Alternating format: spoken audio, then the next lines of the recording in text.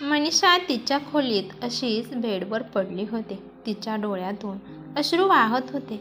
कालच तिच्या सासूचे निधन झाले होते. सासूसोबत घालवलेले गोड आंबट क्षण तिच्या डोळ्यात पाणी आणत होते.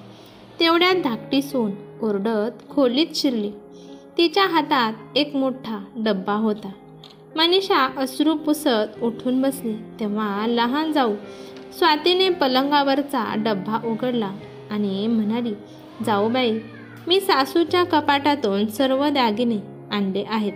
आत्ता हे दागिने आपण वाटून घेऊ. हे पाहून मनीषा आश्चर्यचकित झाली, कारण छोट्या जावेने केव्हा सासूच्या अलमारीतून चावी घेऊन अलमारी खोलून तिजोरीतले सर्व दागिने बाहेर काढले. या गोष्टीबद्दल तिला काहीच माहीत नव्हते. सासूचे सर्व दागिने अंथरुणावर पसरलेले होते आणि स्वाती म्हणत होती की, अहो जाऊबाई, काय विचार करत आहात? चला आपण दागिन्यांची वाटणी करू. पण मनीषा स्वातीला म्हणाली, अगं स्वाती, हे सर्व दागिने माझ्या आईने मला दिले होते, त्यामुळे माझ्या माहेरच्यांनी दिलेल्या दागिन्यांची वाटणी होणार नाही. यावर स्वाती खूप भडकली आणि रागाने म्हणाली, तुम्हा एकटीला हे सर्व दागिने हडप करायचे आहे का? म्हणून तुम्ही अशा गोष्टी करत आहात. पण मी हे कधीच होऊ देणार नाही.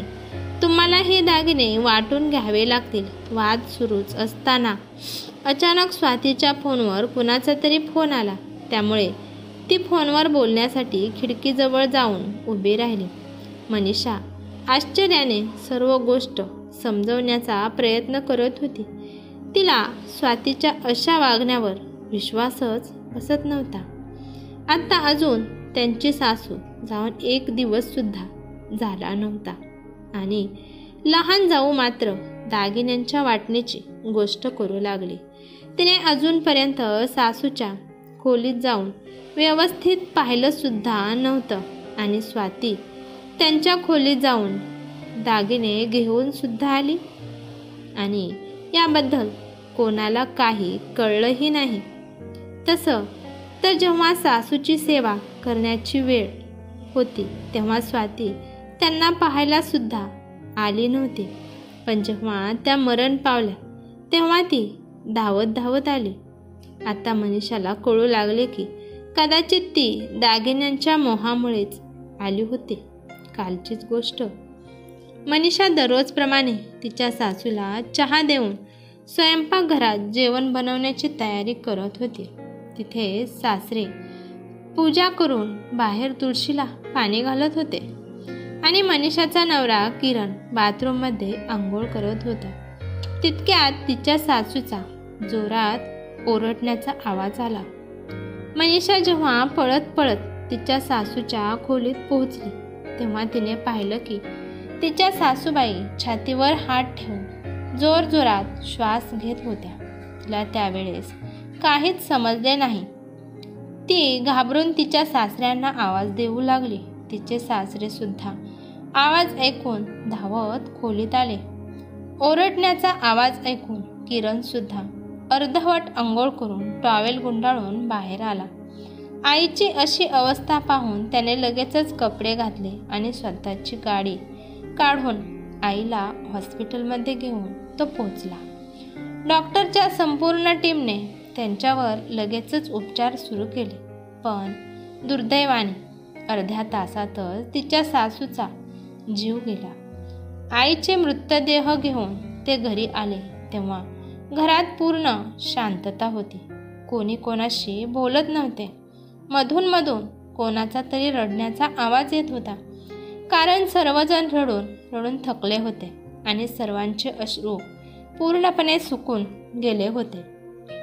आता फक्त प्रतीक्षा होती, ती फक्त छोटा मुलगा आणि छोट्या सुनेची. फोनवरून त्यांना सुद्धा ही बातमी दिली गेली आणि ते सुद्धा घरी येण्यासाठी निघाले होते. दुपारपर्यंत ते दोघेही घरी पोहोचले.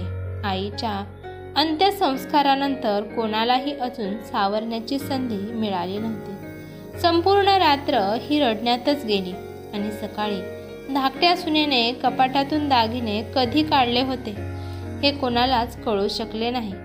दुसरीकडे सासरे विलासराव हॉलमध्ये मान खाली ठेवून संपूर्ण संभाषण टाळण्याचा प्रयत्न करत होते.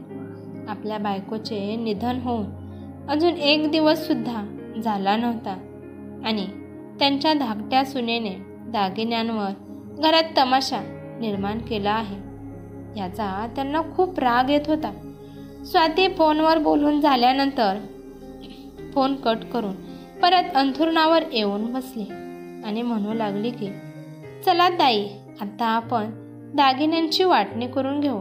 मला अजून काहीही ऐकायचं नाही.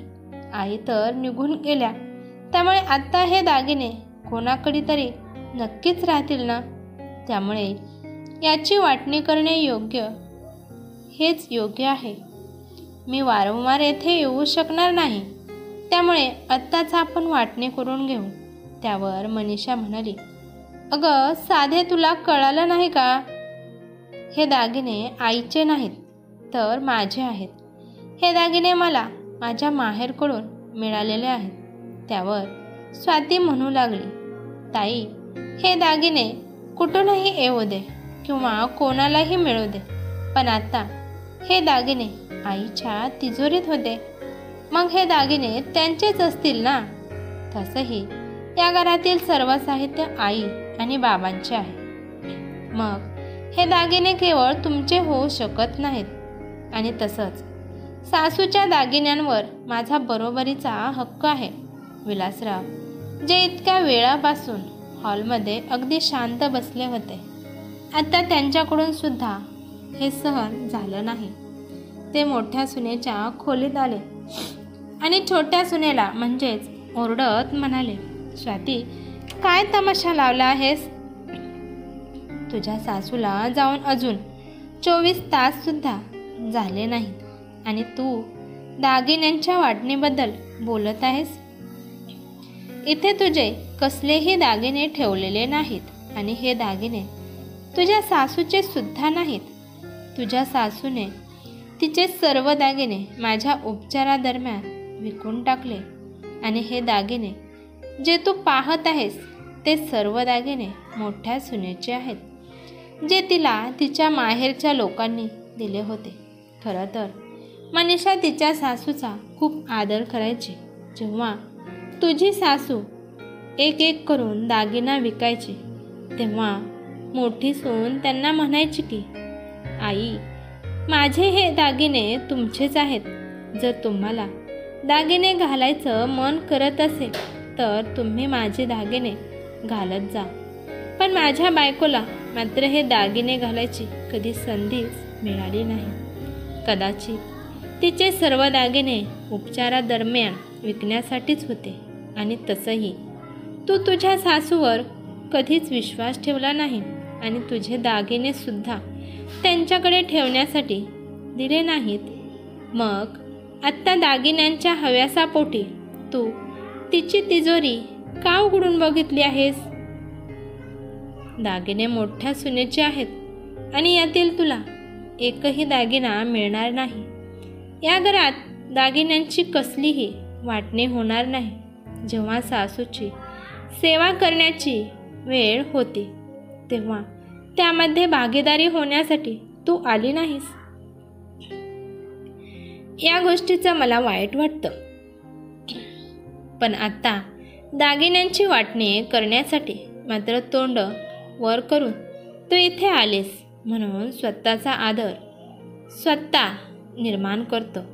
जर तुला हे सर्व करायचं असेल तर तू इथून निघून जा. मला कोणाचीही गरज नाही आणि यापुढे आता कोणीही दागिन्यांबद्दल काहीही बोलणार नाही. त्यानंतर ते मोठ्या सुनेला म्हणाले, मनीषा, आता हे दागिने तू तुझ्या अलमारीत तुझ्या जवळच ठेव, कारण तुझी सासू आता या जगात राहिलेली नाही. असं म्हणत त्यांचा कंठ दाटून आला. ते डोळ्यातून अश्रू आणत स्वतःच्या खोलीत निघून गेले. तर धाकटी सून रागाने उभी राहिली आणि म्हणाली की माझी इथे गरज नसताना मी इथे का राहू? असे बोलून ती रागाने लाल होऊन तिच्या खोलीत गेली आणि पतीला म्हणाली, मला आत्ताच्या आता येथून निघून जायचे आहे. बायकोचे असे म्हणणे ऐकून तिच्या नवऱ्याने तिच्या जोरात कानाखाली मारले आणि म्हणाला, अगं मूर्ख बाई, मी इथे दागिने घेण्यासाठी नाही तर माझ्या कुटुंबियांना भेटण्यासाठी आलो होतो. मी अशा दुःखी प्रसंगात माझ्या कुटुंबाला एकटं सोडून जाऊ शकत नाही. जर तुला जायचं असेल तर तू बिनधास्त जाऊ शकतेस. नवऱ्याचा मार खाल्ल्यावर स्वाती गप्प झाली. तेव्हा तिचा नवरा स्वतःच्या रागांवर नियंत्रण ठेवत म्हणाला, सॉरी, मी तुझ्या कानाखाली वाजवले. पण जर हीच परिस्थिती तुझ्या माहेरी असती आणि त्यावेळेस जर मी तुझ्या माहेरी येऊन संपत्तीच्या वाटणीबद्दल बोललो असतो, पैशांचा मोह दाखवला असता, तर तुला त्यावेळेस कसं वाटलं असतं? जरी पैसे, धन, संपत्ती, दागिने या गोष्टींची किंमत आणि महत्त्व जास्त असलं तरी ते एका जीवापेक्षा जास्त काहीच नाही. अशा वेळेस दुःखाच्या परिस्थितीत आपल्याला आपल्या कुटुंबासोबत उभं राहिलं पाहिजे. वाटणीबद्दल बोलून त्यांचे मन दुखवू नये याबद्दल तू एकदा मानवी दृष्टिकोनातून विचार कर. मग कदाचित तुम्हाला समजेल. हे ऐकून धाकट्या सुनेच्या पापण्या आपोआप खाली वळल्या आणि ती शांतपणे बेडवर जाऊन बसली. आता खोलीत शांतता पसरली होती. दुसरीकडे मनीषाने ते सर्व दागिने एकत्र केले आणि स्वतःच्या अलमारीत ठेवले. कारण ते सर्व दागिने तिच्या माहेरच्या लोकांनी दिले होते. तिच्या वडिलांनी स्वतःचा घाम गाळून स्वतःच्या कमाईने ते सर्व दागिने खरेदी करून मुलीला लग्नाच्या वेळेस दिले होते. मग ती तिचे दागिने तिच्या जावेला कशी देऊ शकत होती? पण आता मनीषाने सुटकेचा सुस्कारा सोडला. कारण सासऱ्यांनी आपल्या धाकट्या सुनेला स्पष्टपणे समजावून सांगितले होते की हे दागिने कोणाचे आहेत. यापुढे स्वातीने सुद्धा त्यानंतर घरात गोंधळ घातला नाही. कारण तिला पतीकडून फटकारल्यानंतर समजले होते की ही वेळ या सर्व गोष्टी करण्याची नाही. आणि तसंच तिच्या सासऱ्यांनी आधीच सांगितले होते की सर्व दागिने मोठ्या सुनेचे आहेत. त्यामुळे आता घरात तमाशा करून उपयोग नव्हता. 13व्या नंतर ते तेथून शांतपणे निघून गेले. आता मनीषा सासऱ्यांची पूर्ण काळजी घेऊ लागली. सासू गेल्यानंतर तिच्या वागणुकीत बदल हा झाला नव्हता. ती आधी जशी होती तशीच आत्ताही राहत होती. याउलट ती आता तिच्या सासऱ्यांची आधीपेक्षा जास्त काळजी करू लागली. कारण आता त्यांची काळजी घेणारी हक्काची पत्नी या जगातून निघून गेली होती. ही कथा कशी वाटली ते मला कमेंट करून नक्की सांगा. कथा आवडली तर लाईक शेअर नक्की करा आणि चॅनलवरती नवीन असाल तर चॅनलला सबस्क्राईब करा. धन्यवाद.